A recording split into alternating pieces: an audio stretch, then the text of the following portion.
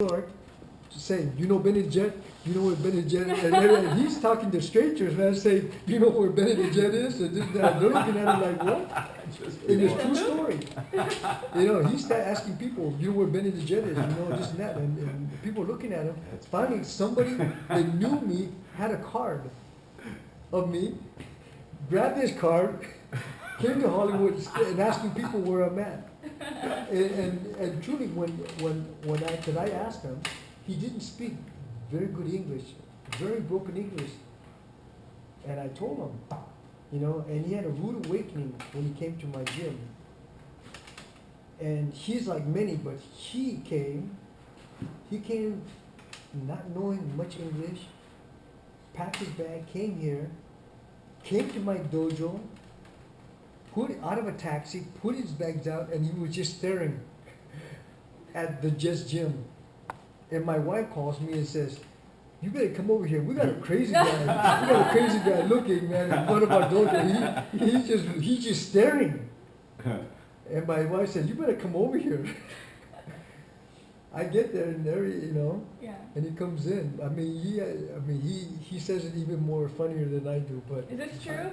Is he making a true story? No, I was 13 years old. I promised all my classmates I'll be one day training with the Benny Jet, the legend, the champion. They all used to laugh at me, So, you know, I said, if I'm going to go to the States and be Sensei Benny, I got to be a champion. I got to impress him. So I became an All-Pakistan champion, broke the fastest knockout over there back home in 2 seconds. Then I said, maybe I'll impress him. So I fly to the States, and I go to New York and say, I go to every different dojo, you know Benny Jet, Benny Jet, Benny Jet. They're looking like, yeah, we know who he is, but we don't know where he is, we don't know. So one gym says, yeah, I have a card. They give me the card, I ran. I didn't even say thank you, just ran.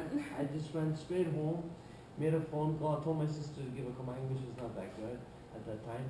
So my sister called her and says, we need your address, my brother's going to be there. So since the Sarah thinks I'm just making this up. So I get to the dojo, and I with my suitcase, I put down the bag and said, Sarah? Yeah, I'm Sarah. I just spoke to you? Yeah. You spoke 2 days ago, you're here? He says, yeah. She didn't believe it, and that was it. And since Benny was at that time, he came back from Hong Kong with Jackie Chan, I couldn't stop. My smile wouldn't get off. When he stepped in the dojo, I was jump roping. My mouth didn't close. I kept on watching, that's my idol. So since I was 13 years old. So then after he took me under his wings, I became All-Pakistan. I became kickboxing national champion, the whole U.S. champion.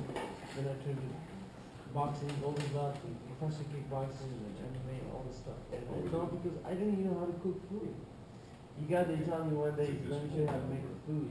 He said, because I asked him, he said, what do you eat for breakfast? I had chocolate. He said, what do you have for lunch? I had chocolate. honestly, He said, what do you have for dinner? Truth. I had chocolate. He said, why is that? I said, I go to 9 store, only thing I know is eat chocolates. I don't know how to make food. He goes back home, you know, men really don't know how to make food. So I guess he's coming with me. So he takes me chocolate noodles and eggs. That's how you make them. You boil them. I was like, wow, this is so good. I sitting there and had food for like a couple of weeks. So that was my first meal. So since that time, I started learning from scratch and learned so much about it. I thought, you know, I was going to learn so much kicks, and I was trying to impress all the kicks and everything. I realized that it was not about kicks. It's all about the internal training. And once I figured out what the internal was, who I was, to discover myself. The ones I discovered who I was, that was a whole It's not funny to me. Is he didn't speak very good English, and I told him, he asked me, give me the best fighter you have.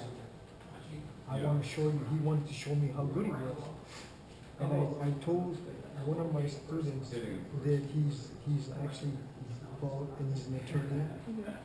And Majid looks at me and says, give me your best. I said, spar with him. No, I'll hurt him. Give me your best. And I said, no. I said, work with him. And he says, I don't want to hurt him. I said, it's okay. And so, you know, his name is Greg Hayes. And he said, so what do you want me to do? And I said, I just work with him. And he went like a Tasmanian devil, spinning back kick, jumping wheel, this and this and this.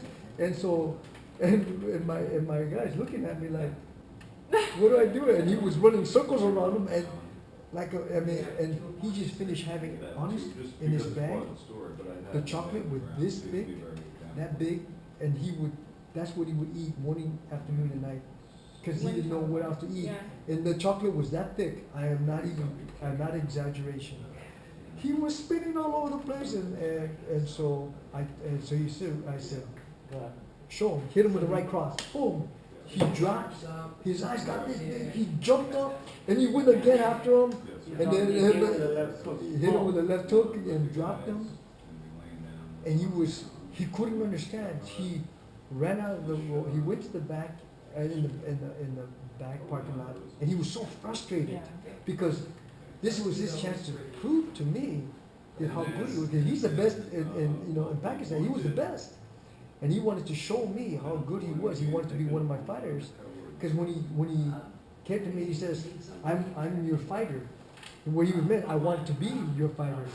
But he said, I'm your fighter, and this and that. I said, okay. Let me see you jump in the ring. And after that, so he thought I was going to tell him, go back, And so he had to sit down. And so I told one of my other top fighters, his name was Wolf, Thunder Wolf. I said, Wolf, take him home, show him, show him what to eat. This guy's this kid here is eating chocolate, man. He's going like crazy. Look at his eyes, man. He's all dilated, man. I said, this guy's going crazy. So then the next day, I said, come on, you're coming with me, and I'm gonna show you how to shop. And I said, if you want to stay, because he thought I was going to tell him to go back. And I said, if you want to stay here, you need to learn English. And he said, okay. So he would learn English. He would get on the TV and listen to and write notes. And he would be behind me. Everywhere I go, I stop, he'd bump into me. And he'd be writing what I'm saying to the students. And then he'd go home and write his notes and come back. He said, Sensei, you said this. Is this what this means? I said, no. That's not what that means. I said, and he says, I don't know, because he had a dictionary. He said, I don't understand. I said, this is slang. That's a slang word. See, and he said, because he was going by the dictionary. Because I told him, if you want to stay, you better learn English. Yeah. And then, one time I caught him. He was talking to this girl, heavyset. And he looks at her and tells the girl, just innocent. And he goes, you're too fat. You need to, and I listened to him. I grabbed him. I said, get up here. I said, what's wrong with you?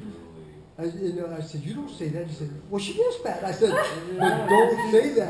I said, don't say. Because she asked. So I said, what did she ask you? She said, how do I look? I said, you look fat. Oh my God. No, because this is the first. He's learning. He's not only, because he knows a little English, but I had no sense of the but word. he didn't really understand the slang And and all. I improved a lot, but there's still a lot of mistakes. I still No, but he That's came the actually. trick question. That's the trick. I What had no does help idea. make me look He fat? became. No. Okay. You know that he became so close that every day I saw him more than I saw my wife. And he would follow me, write everything. Now you would never know he was from. He doesn't speak English Yeah. well. Yes. I just hope nobody ever pats his butt.